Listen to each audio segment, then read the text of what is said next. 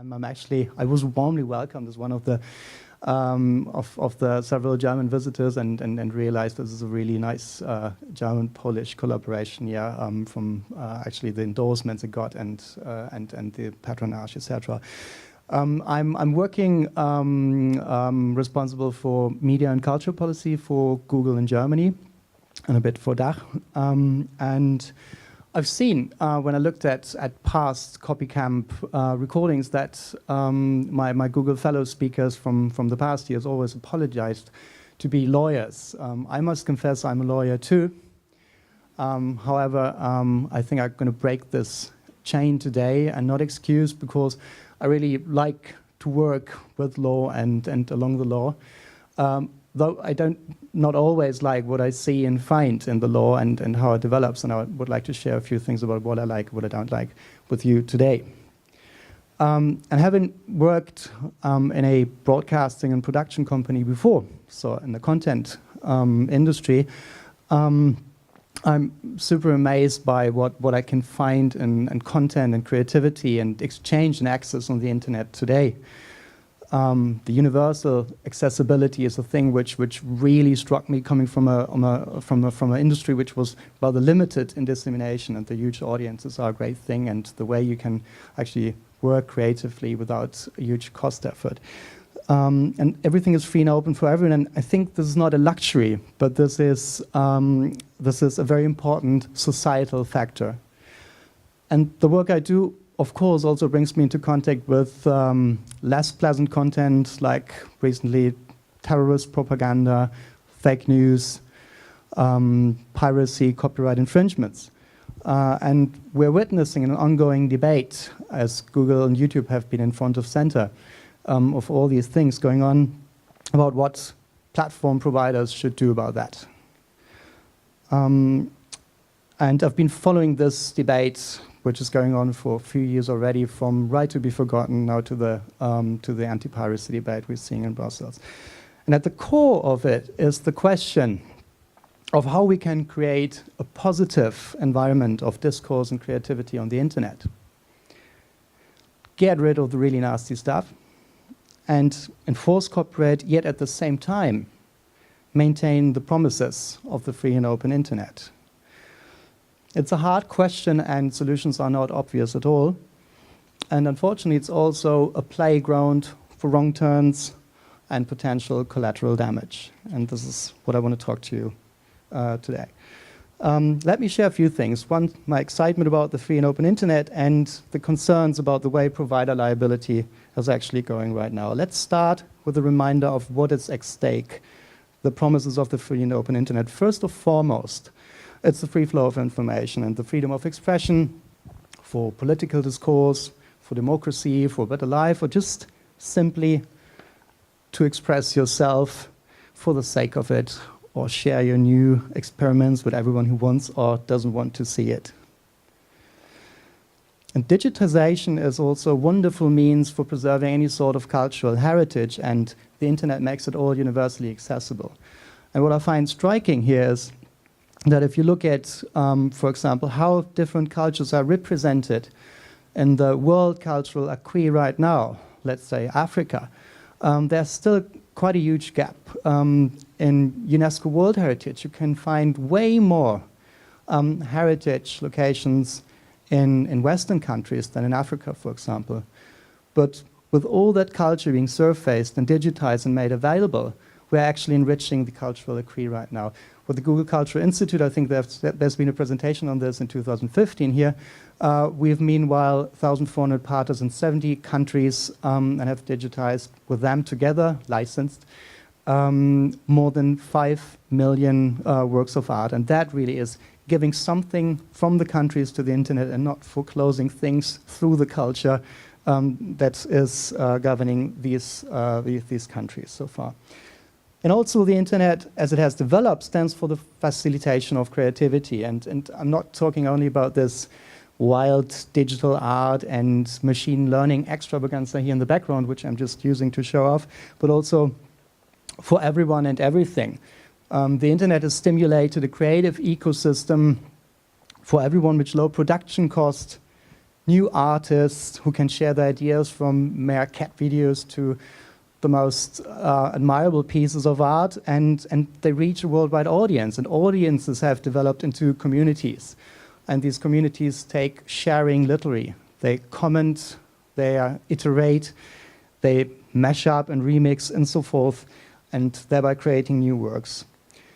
Also, the internet means access to a wealth of knowledge and education and information that we have never seen before, accessible everywhere and every time and again to everyone, which in turn is fostering diversity, visibility, and in the end also equality. I've been actually quite happy to find this endorsed by the OECD in the background paper, which was prepared for a ministerial meeting, saying that openness is vital for reaping the internet's potential benefits. So that's the thing I'm really excited about. Flipping the coin now.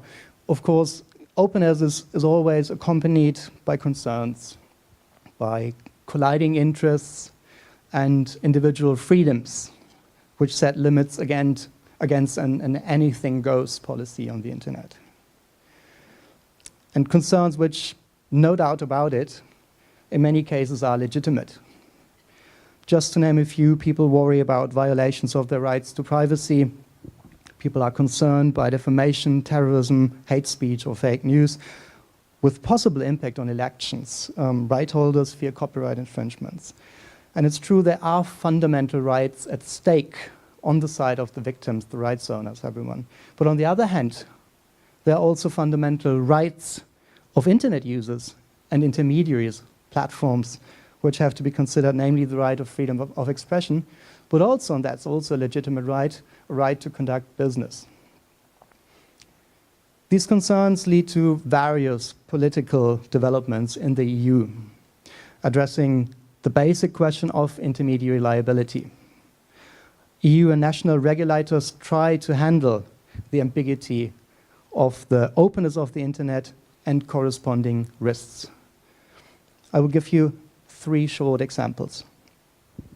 The first example you might pretty well know, it's the right to be forgotten. In 2014, the Court of Justice of the EU decided that European users have a right to ask search engines, just like Google, to remove certain results for queries that include the person's name. To qualify, the results shown would need to be inadequate, irrelevant, no longer relevant, or excessive. And so far, on a global level, we have removed far more than 800,000 sources, or links, not sources, but links. That's a very, very important differentiation.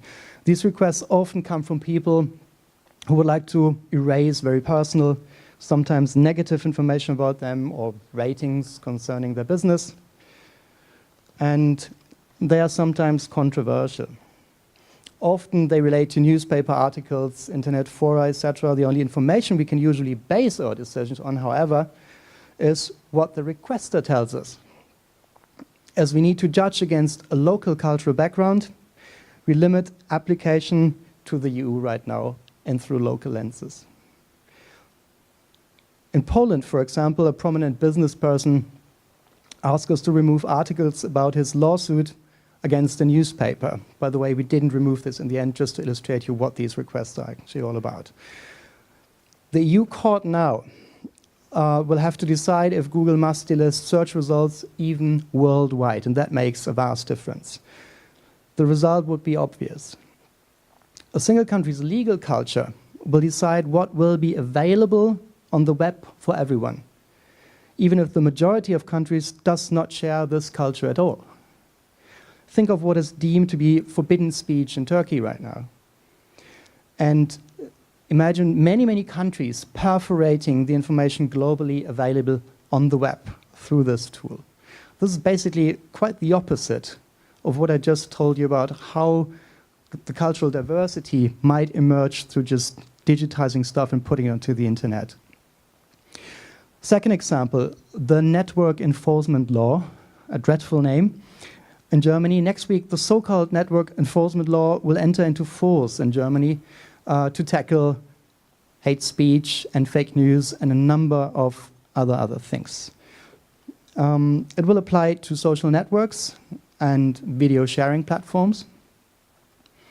with more than 2 million users in Germany. So that's like Facebook, Twitter, and YouTube, etc. And the law imposes an obligation to remove obviously illegal content, whatever that means, within 24 hours. Any other illegal hate speech and fake news must be removed within 7 days. That's a very, very ambitious goal. And that's the top of cream on it, violation of the law, if it leads to some structural problem, or is actually a symbolism for a structural problem, will lead to fines up to 50 million euros. So we, as Google, as YouTube, we have the tools and procedures in place to detect and process controversial content, and we have a good track record of removing content which violates our policies of local laws. But 24 hours really, really is a problem. And what will probably happen with the new law in Germany on a broader scale? Will platform providers on a regular basis decide not to remove alleged content on notice and risk a remarkable fine? Or in economic terms, wouldn't it be more rational for them, especially for smaller ones, to act and block quickly? Whether you call this a step towards censorship or not, though for a very good cause, it is obvious that the inevitable consequences will be overblocking. You see again how fragile openness on the internet is. And now my final example, finally copyright. Last year the EU Commission made a proposal for a new copyright directive. And the proposal is directed, for example, at video sharing platforms. I skipped the legal lingo now, it's very complicated to read and a bit boring. We'll just talk about what we think it will cause. Article 13 of the proposal and the slightly hidden recital 38 are paving the way to a full platform liability and to directly force platform providers to implement upload filters, which we think, that's a legal side note, will not be in line with the e-commerce directive that prevents member states from imposing on online intermediaries a general obligation to monitor the information that they store and to what is called actively seek facts or circumstances indicating illegal activity.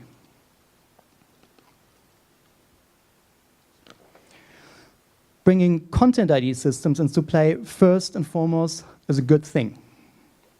Platforms should protect the content of their partners, and Content ID on a voluntary basis was developed with huge investments by YouTube to do exactly this. And it works. It is a powerful tool to balance the interests of content owners, platforms, and users. The right holder has full control and can decide whether he blocks infringing content or whether he just uses for marketing purposes and tracks actually who visits, which is actually quite beneficial for them, or he can even monetize it by just placing ads against it. In fact, more than 50% of ad revenues for the music industry on YouTube now comes from Content ID. And 99.5% of copyright claims are made automatically by now. Yeah, and yet, Content ID only works for the environment it is designed for. Claimed content with a clear rights situation. You cannot use it for unclaimed content, and more important, technology is radical and it is blind. Like every technology filter, it cannot tell whether a user uploading protected content or protected third-party content eventually has a right to do so. General application will lead to a shoot first and then ask question practice.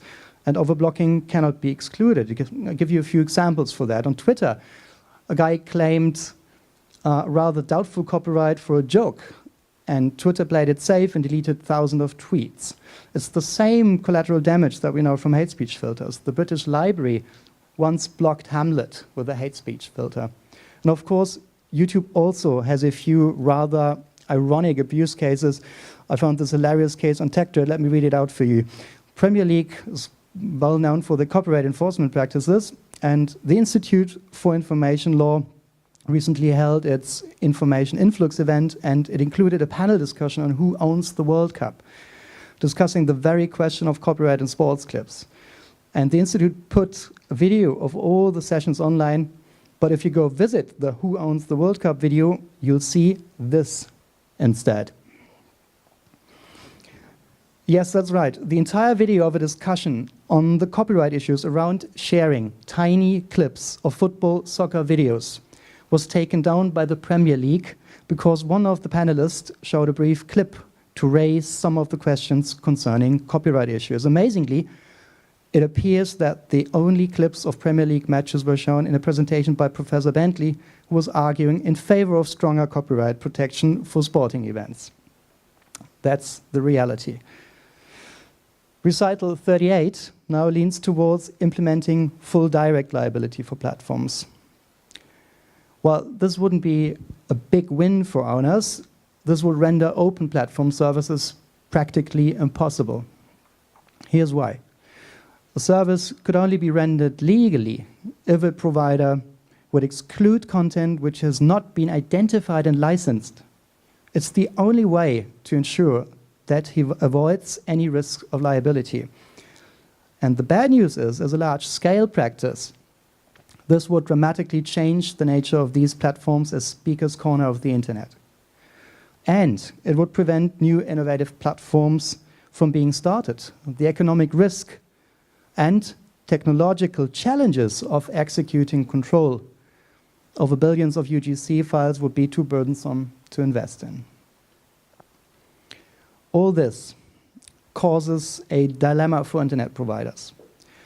And we share the motives, want to find a way to tackle really bad content, yet we don't want to risk collateral damage, and we want to maintain the wealth of the web.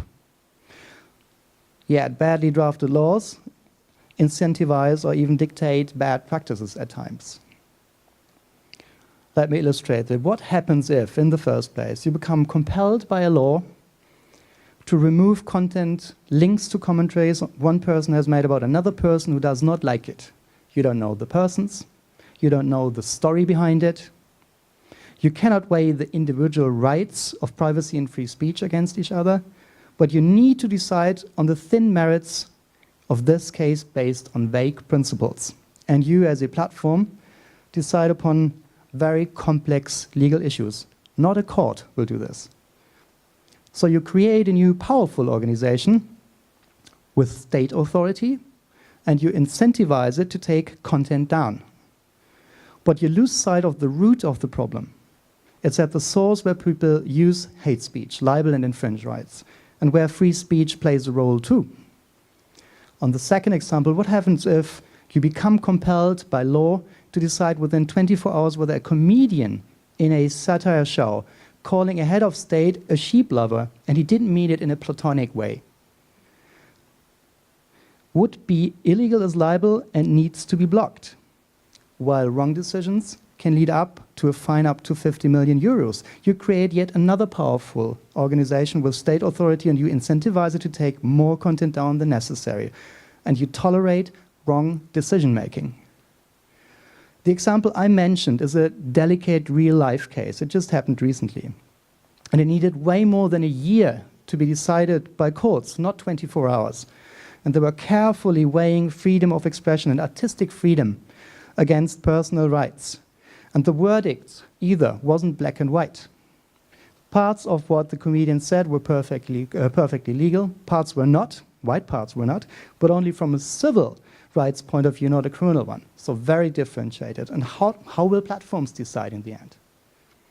And finally, on copyright, what happens if you are compelled by law to filter any copyright infringing content while users you don't know upload 400 hours of content which you don't know either every minute, which happens on YouTube? You will overblock or simply don't start your business at all. Content ID cost YouTube over $60 million to develop so far. When I discussed this issue of provider liability emerging in the media days in 2014, I actually thought copyright would be the next station, but that was being taken over by hate speech. And if we don't pay attention, freedom of information and freedom of expression will be affected by delisting, filtering, and or overblocking. Offenders will lose any sense of wrongdoing because they know there's a platform cleaning service on the internet, and we don't enforce where it happens at the source. And there's another aspect of delisting, filtering, and blocking which threatens many people. The assessment of wrong or right, legal or illegal, will be handled only by filter machines and not by humans if we don't really watch out. Maybe only machines in the end will be fast enough to guarantee compliance. The consequence of all this, more and more content will be eaten up by the very hungry caterpillar provider liability, which will be growing bigger and bigger from all kinds of concerns. So hence, it's very, very important now that we find a new balance between the rights of users, rights holders, and intermediaries on a European level. In Eric Carl's story about the very hungry caterpillar, in the end, the caterpillar transforms into a beautiful butterfly. Yet I'm reasonably pessimistic that the same will hold true for the provider liability caterpillar if we don't find a better approach. Because state-owned caterpillars will never fly. Thank you.